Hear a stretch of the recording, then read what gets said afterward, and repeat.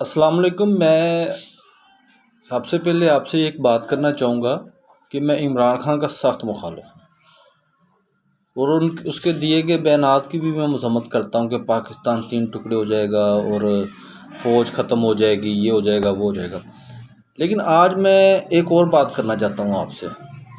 آج کی بات کا موضوع ہے 30 روپے پیٹرول آج پھر دوبارہ مہنگا ہوا ہے۔ پہلے 30 روپے مہنگا کیا گیا، آج پھر مہنگا کیا گیا۔ اچھا، ہر کوئی جانتا ہے کہ پیٹرول مہنگا کرنا آج کے حالات کے مطابق ضروری ہے، میں مانتا ہوں۔ لیکن کیا صرف عوام کو مہنگائی کی چکی میں پیسنا ہی اس ملک کو بحران سے نکالے گا؟ کیا ججز کی، جرنلز کی، بیوروکریٹس کی، سیاستدانوں کی کوئی ذمہ داری نہیں ہے؟